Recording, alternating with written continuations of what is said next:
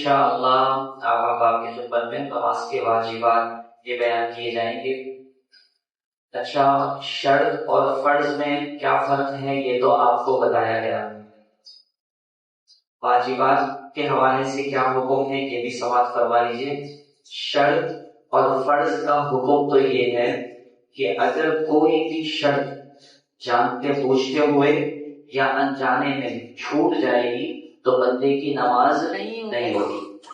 فرض جان بوجھ کے چھوڑا جائے تب بھی نماز ٹوٹ جائے، نماز شروع ہی نہیں ہوگی، فرض بھی نہیں اور شرط بھی نہیں۔ شرط اگر آپ نے کسی بھی صورت میں چھوڑ دی تو نماز نہیں ہوگی۔ اب شرط آپ کو پتہ ہے کیا ہے، پاک نہیں ہے بندہ، اور اگر ناپاکی کی حالت میں، بے وضو کی حالت میں انجانے میں نماز شروع کر دی، جان بوجھ کے تو یقیناً کوئی نہیں کرے گا، انجانے میں اگر ایسا ہوا تو اس کی نماز نہیں ہوگی۔ اچھا، ضمن یہ بھی مسئلہ سماعت فرما لیجیے کہ اگر کسی کو یہ پتہ ہی نہیں تھا کہ میں نے بغیر وضو کی نماز شروع کر دی ہے، تو اب اگر نماز شروع کرنے کے دوران یاد آیا تو ظاہر ہے فوراً نماز اس کو ختم کرے گا اور پھر جا کر وہ وضو کرے گا۔ اور اگر نماز مکمل کر لی اور پھر اس کے بعد اس کو یاد آ رہا ہے تو اب وہ نماز اس پر دہرانا واجب ہے۔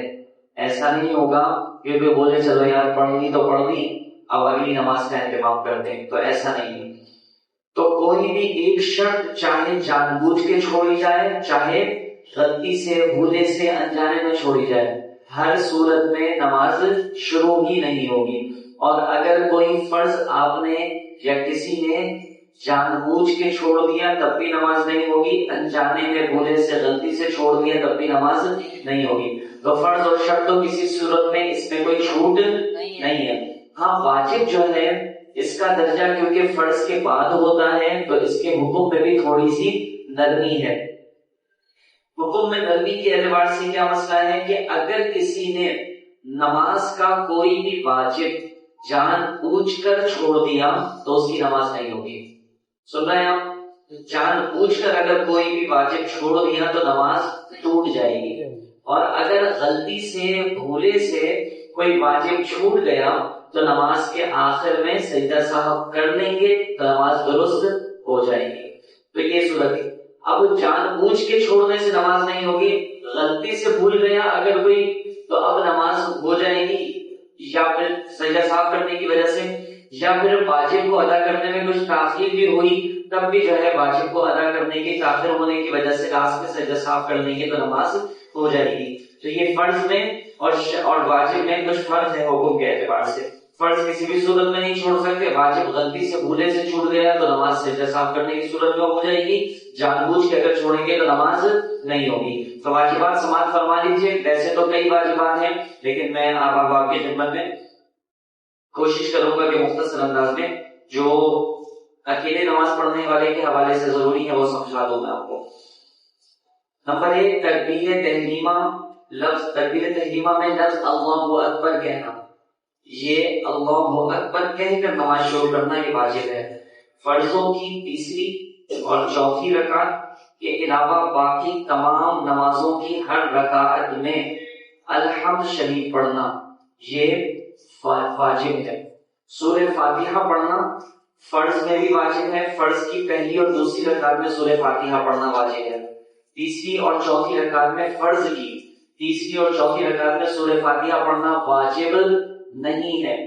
اگر کوئی شخص تیسری اور چوتھی، فرض کی تیسری اور چوتھی رکعت میں فقط کھڑا رہا، کیونکہ تیسری اور چوتھی رکعت میں قرات کرنا بھی فرض یا واجب نہیں ہے، پہلی اور دوسری رکعت میں فرض کی قرات کرنا واجب بھی ہے، فرض بھی ہے، سورہ فاتحہ کے اعتبار سے واجب، اور کل مطلقاً کہیں سے بھی تلاوت کرنا یہ فرض ہے، فرض کی پہلی اور دوسری رکعت میں۔ تیسری اور چوتھی رکعت میں سورہ فاتحہ پڑھنا واجب نہیں ہے بلکہ مستحب ہے۔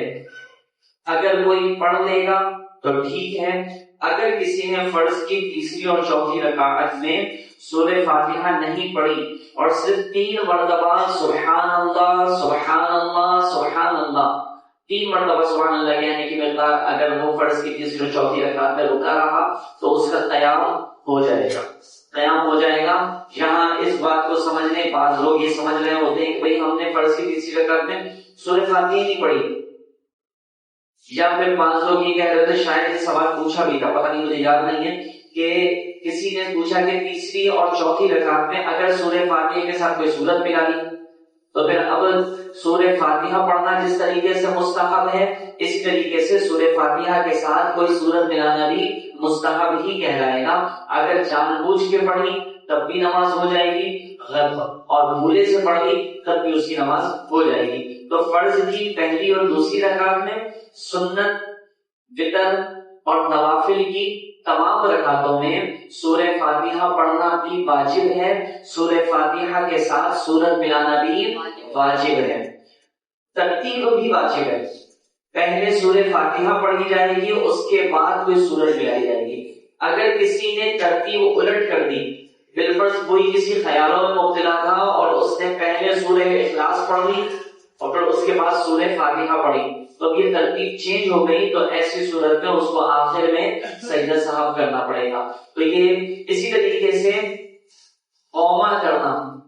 قوما کیا ہوتا ہے؟ ایک تو ہمارے اردو میں انورٹڈ قوما ہوتا ہے نا, تو ایک اس کو قوما کا مطلب یہ ہے رکوع سے جو سیدھے کھڑے ہوتے ہیں, اس کو قوما کہتے ہیں. اور یہ سیدھا کھڑا ہونا اس طریقے سے کہ آپ سیدھے کھڑے ہو کر ایک مرتبہ سبحان اللہ کہہ سکیں, اس طرح سیدھا کھڑا ہونا یہ واجب ہے. اگر کوئی شخص جلدی جلدی میں نماز پڑھ رہا تھا, کچھ لوگ بہت جلدی ہوتی ہے کچھ لوگوں کو, تو جلدی نماز پڑھنے سے مسائل ہوتے ہیں, بلکہ بعض روایتوں میں آتا ہے کہ اگر کوئی نماز میں جلدی کرتا ہے نا تو اس کے رزق میں تنگی ہو جاتی ہے, تو اس لیے اطمینان سے نماز پڑھے خشوع و خضوع کے ساتھ. تو اگر کسی نے جلدی میں نماز پڑھی کہ بالکل سیدھا کھڑا نہیں ہوا اور اس نے سجدے کے لیے اپنا سر جھکا لیا, تو ایسی صورت میں قوما نہیں ہوگا, اور قوما چھوٹنے کی وجہ سے اس کی نماز نہیں ہوگی, کیونکہ قوما کرنا واجب ہے. جان بوجھ کے ایسا کیا تو اس کی نماز کیا ہوگی؟ بولیے, ٹوٹ جائے گی. واجب جان بوجھ کے چھوڑو تو کیا ہوگا؟ نماز ٹوٹ جائے گی. اور اگر اس طریقے سے بے خیالی میں وہ جلدی سے کھڑا ہوا, پورا کھڑا نہیں ہوا اور فوراً اس نے سجدے کے لیے جھک گیا, تو اگر غلطی سے ایسا ہوا ہے تو آخر میں سجدہ صاحب کرنا پڑے گا. اگر سجدہ صاحب کر لیا تو نماز درست, اگر سجدہ صاحب نہیں کیا تو نماز دوبارہ سے ادا کرنی پڑے گی. تو یہ قوما کرنا واجب ہے. اسی طریقے سے دونوں سجدوں کے درمیان جلسہ کرنا. دونوں سجدوں کے درمیان جلسے کا مطلب ہے بیٹھنا اطمینان سے. یہاں بھی وہی کنڈیشن ہے کہ جس طریقے سے قوما کرنے کے لیے بالکل سیدھا کھڑا ہونا ضروری ہے, اسی طریقے سے دونوں سجدوں کے درمیان اطمینان سے بیٹھنا ضروری ہے. اگر کوئی شخص سجدے سے سر اٹھایا, پورا بیٹھا نہیں, آپ نے بھی نوٹ کیا ہو کچھ نمازی اس طرح جلدی کرتے ہیں, ہم نے تو نوٹ کیا ہے کہ پورا سر نہیں اٹھاتے اور ڈائریکٹ دوسرا سجدہ کر دیتے ہیں. اور تراویح میں خاص طور پر کہیں ایسا سنا, ہم نے دیکھا تو نہیں لیکن سنا, یہاں پہ صاحب اتنی جلدی نماز پڑھا رہے ہوتے ہیں کہ وہ جناب رکوع سجدہ کرنے میں اتنی اسپیڈ دکھاتے ہیں کہ وہ صحیح سے سجدہ کر کے پورا الٹے میں نہیں ہے, دوسرا سجدہ کر دیتے ہیں. اس انداز میں اگر کوئی تراویح پڑھانے والا اس طرح کر رہا ہے تو اس کی اپنی بھی وہ نماز نہیں ہوگی, اور لوگ جو پیچھے پڑھ رہے ہیں اس کی بھی نماز نہیں ہوگی. تو یہاں بھی وہی حکم ہے کہ قوما کرنے کی, قوما کر کے سیدھا کھڑا ہونا اور ایک دفعہ سبحان اللہ کہنے کی مقدار تک صحیح طور پر کھڑا ہونا یہ واجب ہے. اسی طریقے سے دونوں سجدوں کے درمیان جلسہ کرنا, یعنی کہ اطمینان سے بیٹھنا اتنی دیر کہ ایک مرتبہ سبحان اللہ کہے, سبحان اللہ, پھر واپس دوسرے سجدے میں جائیں. تو اگر کوئی جلدی کرے گا تو اس کی نماز نہیں ہوگی. اسی طریقے سے قاعدہ اولا کرنا. قاعدہ آخرہ تو سنا تھا نا آپ نے, جسے کہتے ہیں قاعدہ آخرہ, فرض کی آخری نماز کی آخری رکعت میں سجدے کے بعد بیٹھنے کو قاعدہ اخیرہ کہتے ہیں, اور قاعدہ اولا کہتے ہیں نماز کی دوسری رکعت میں, تیسری نماز والی رکعت یا 4 رکعت والی نماز کی دوسری رکعت میں سجدے کے بعد بیٹھنے کو قاعدہ اولا کہتے ہیں, اور یہ بھی واجب ہے. اگر یہ جان بوجھ کے چھوڑ دیا تو کیا ہوگا؟ نماز ٹوٹ جائے گی. جان بوجھ کے کیا تو نماز ٹوٹ جائے گی, اور اگر غلطی سے ہوا تو سجدہ صاحب کرنا پڑے گا. تو یہ اسی طریقے سے التحیات پڑھنا, چاہے آپ قاعدہ اولا میں بیٹھے 4 رکعت والی نماز میں, اگر دوسری دوسری رکعت میں بیٹھیں گے اسے قاعدہ اولا کہتے ہیں، تب بھی تشہد پڑھنا یعنی کہ التحیات للہ والصلوات والطیبات عبدہ ورسولہ تک یہ پڑھنا واجب ہے۔ اسی طریقے سے اگر آپ آخری رکعت میں بیٹھ رہے ہیں تب بھی التحیات للہ والصلوات یہ مکمل پڑھنا عبدہ ورسولہ تک یہ واجب ہے۔ تو اگر کسی نے نہیں پڑھا جان بوجھ کے تو نماز ٹوٹے گی، غلطی سے چھوڑ دیا تو اس کو سجدہ صاحب کرنا پڑے گا۔ اسی طریقے سے وتر کی نماز میں تکبیر کہنا یعنی کہ وتر کی نماز میں دعائے قنوت کے لیے اللہ اکبر کہنا یہ بھی واجب ہے۔ اچھا یہاں نوٹ کر دیجیے، اللہ اکبر کہنا واجب ہے، اللہ اکبر کے لیے ہاتھ اٹھانا واجب نہیں ہے، اللہ اکبر کے لیے ہاتھ اٹھانا واجب نہیں ہے۔ اسی طریقے سے وتر میں دعائے قنوت پڑھنا بھی واجب ہے۔ اب یہ بہت سارے لوگوں کے ذہن میں سوال آئے گا کہ ہمیں تو دعائے قنوت یاد ہی نہیں ہے، تو پھر اب کیا کیا جائے؟ تو یاد کیجیے، دعائے قنوت یاد کرنے کچھ مشکل نہیں ہے۔ میں تو لوگوں کو آسان طریقہ بتا دوں کہ روزانہ ایک جملہ یاد کر سکتے ہیں۔ دعائے قنوت کہاں سے شروع ہوتی ہے کس کو پتہ ہے؟ اللہم انا، انی بھی ہوتا ہے انا بھی ہے، اللہم انا نستعینک یہاں سے شروع ہو رہی ہے نا۔ تو ایک جملہ یاد کر لیں، اللہم آج یاد کر لیں اللہم انا نستعینک، کل یاد کر لیں ونستغفرک، پرسوں یاد کر لیں ونؤمن بک، کیا مشکل کام ہے؟ تو اس کو یاد کریں، ایک مہینہ بھی ملے گا آپ کو دعائے قنوت یاد ہو جائے گی۔ تو کوشش کریں، جو یہ سوچ رہا ہے کہ یار کیا ضرورت ہے بلا وجہ دماغ ضائع کرنے کی، تو پھر اب وہ اپنی نمازوں کا خیال کر لے کرو۔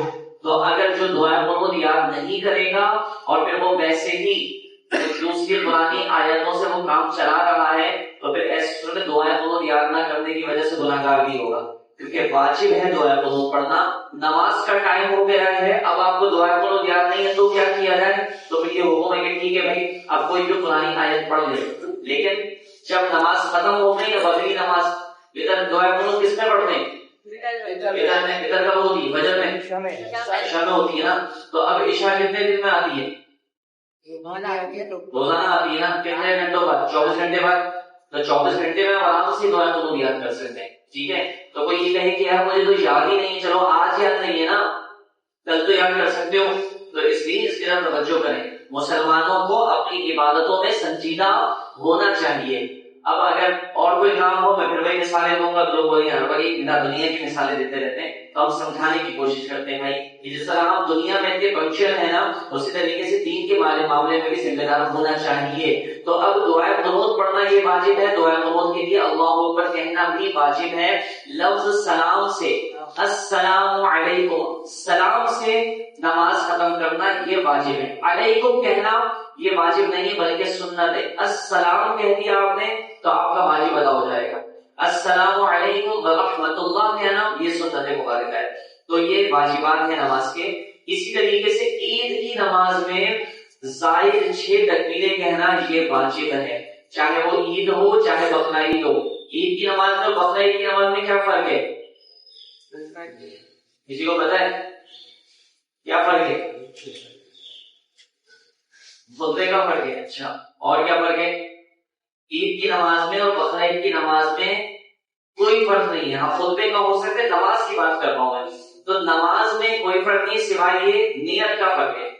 وہاں آپ بقرعید کی نیت کریں گے، یہاں کون سی؟ میٹھی عید کی نیت کریں گے، عید الاضحیٰ اور عید الفطر، ٹھیک ہے نا۔ تو یہ نیت بس، اور کوئی فرق نہیں، سیم کنڈیشن ہے دونوں نمازوں کی، تو یہ میں نے آپ کی خدمت میں سنت بتا دی۔ اچھا یہاں ایک بات قابل غور ہے، دعائیں قنوت جو ہے وہ وتر میں پڑھی جاتی ہے اور دعائیں قنوت کے لیے اللہ اکبر کہنا کیا ہے؟ واجب ہے، ٹھیک ہے۔ اب اللہ اکبر اگر کوئی شخص ایسا ہے کہ جو وتر کی نماز قضا پڑھ رہا ہے اور پبلک پلیس میں پڑھ رہا ہے، مطلب یہ کہ مسجد میں آ کر پڑھ رہا ہے، گھر میں نہیں پڑھ رہا، قضا نماز پڑھ رہا ہے عشاء کی، تو عشاء کی قضا پڑھے گا تو اس کو وتر بھی قضا بولیے نا کرنی پڑے گی نا بھائی، وتر بھی پڑے گی کرنی پڑے گی قضا۔ تو اب کسی نے نماز عشاء قضا پڑھی تو اب اگر لوگوں کے سامنے موجود ہے تو وہ دعا وتر پڑھ رہا ہے تو دعائے قنوت کے لیے وہ اللہ اکبر جب کہے گا تو ہاتھ نہیں اٹھائے گا، ہاتھ نہیں اٹھائے گا۔ وجہ کیا ہے اس کی؟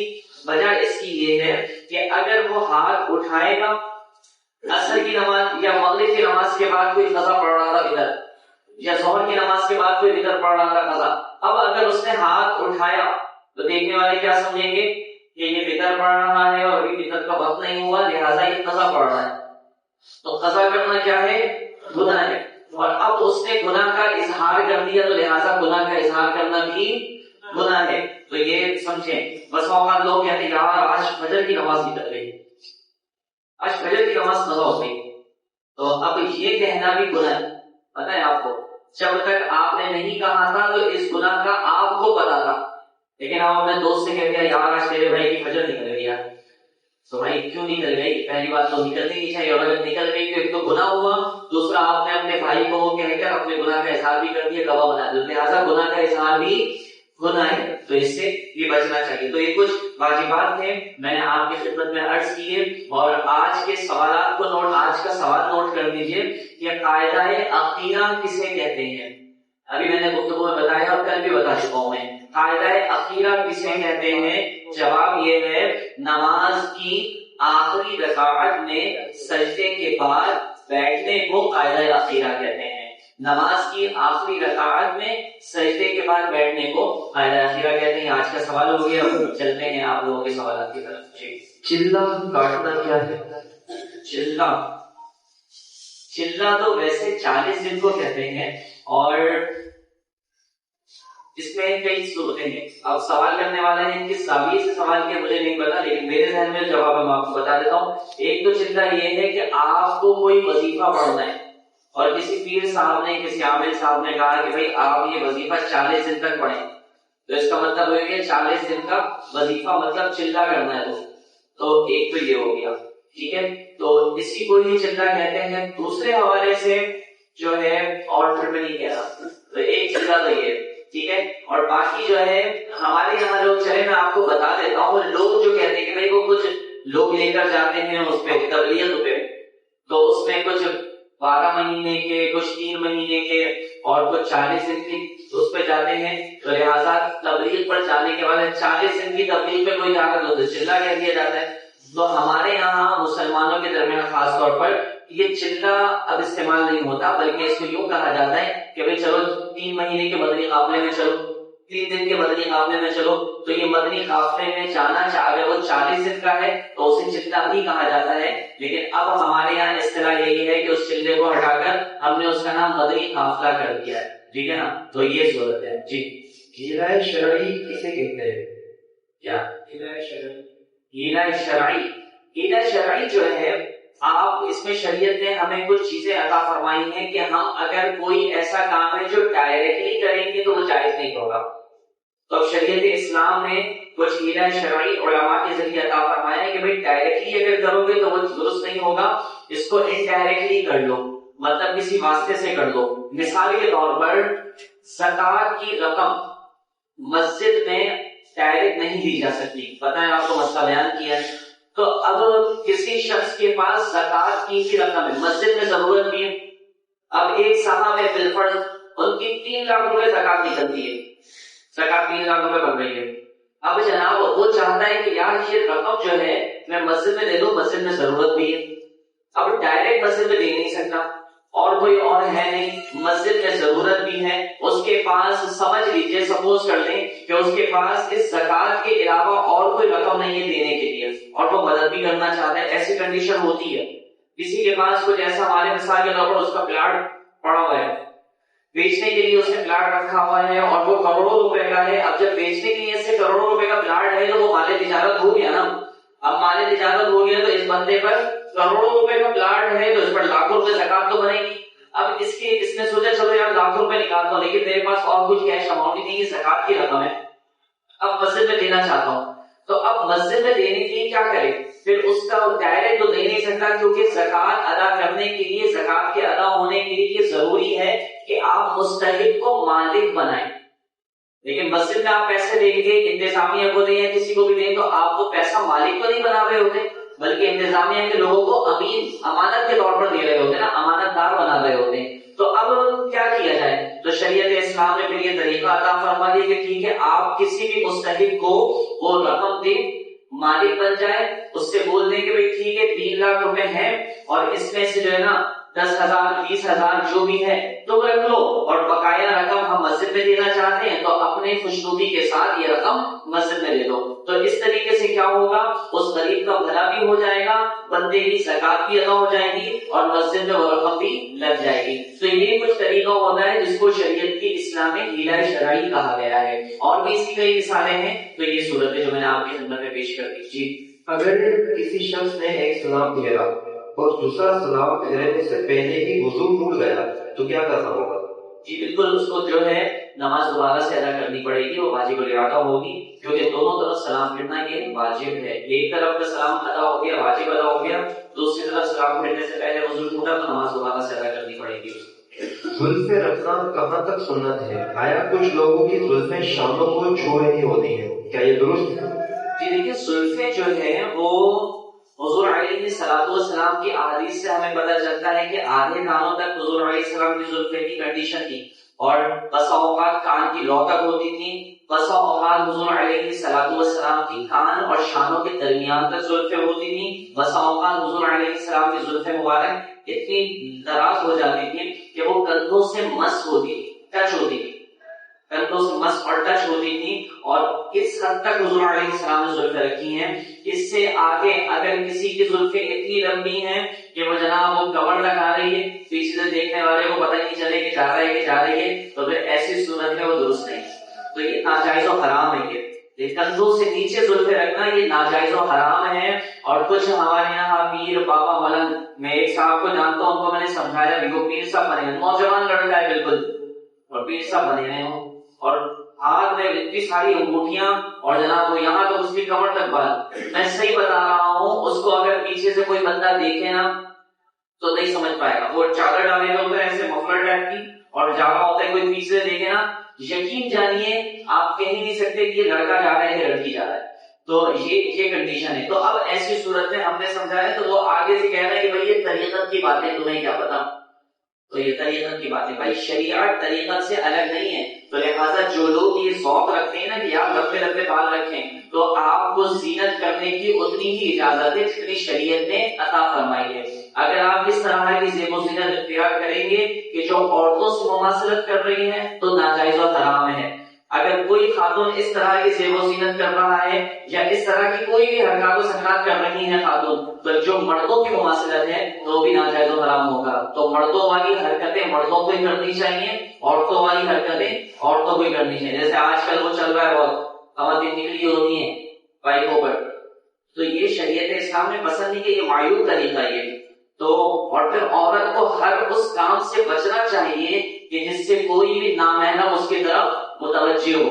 مجھے بتائیے آج کے دور میں اگر کوئی خاتون باپردہ ہو کر بھی نکلے، بائک پہ نکلیں گی، تو غیر مرد اس کی طرف متوجہ ہوتے یا نہیں ہوتے؟ ابھی تک کا ماحول تو یہی ہے کہ ہوتے. تو لہٰذا بچنا چاہیے. خواتین کو بھی اس حوالے سے وہ تمام کام کرنے سے بچنا چاہیے جو مردوں کے لیے خاص ہیں، مردوں کو بھی وہ ان کاموں سے بچنا چاہیے جو عورتوں کے لیے خاص ہیں. تو لہٰذا یہ لمبے بال رکھنا اور دیگر جو بھی کچھ لوگوں کی کچھ خواہشات ہوتی نا وہ اوپر کے نکل رہی ہوگی، تو اس سے بچنا چاہیے. اللہ تبارک و تعالیٰ عمل کی توفیق عطا فرمائے. جی دوسرا سلام پھیرنے کے بعد قبلہ رخ کیے بغیر کسی سے بات کرنے میں مشغول ہو گیا، کیا یہ درست ہے؟ اچھا، مسئلہ جو ہم نے بتایا نا کہ اپنے ارادے سے نماز ختم کرنا، تو یہ تو ہے، کل ہی مسئلہ ذکر کیا ہے کہ اپنے کسی بھی ارادے سے آپ کوئی بھی ایسا عمل کیا جس سے آپ نماز سے باہر نکل آئے، یہ تو فرض ہے. لیکن دونوں ادا کرنا ہے، فرض کو بھی ادا کرنا ہے اور واجب کو بھی ادا کرنا ہے. تو لہٰذا علماء نے کتابوں میں یہی مسئلہ لکھا ہے کہ اپنے کسی بھی ارادے سے باہر نکلا تو نماز کو اس کی وہ فرض تو ادا ہو گیا، لیکن واجب ادا نہ کرنے کی وجہ سے اس کی نماز دوبارہ سے واجب الاعادہ ہو جائے گی، دوبارہ سے ادا کرنا واجب ہو جائے گا. تو لہٰذا اس لیے اگر کسی نے واجب سلام پھیرنے کے حوالے سے مکمل واجب ادا نہیں کیا تو اس کو نماز دوبارہ سے دہرانی پڑے گی. جی افطار کا ٹائم ہونے پر افطار کیا جائے گا یا اذان کا اعتبار ہوگا؟ نہیں، اذان کا اعتبار نہ صحیح میں ہے نہ افطار میں.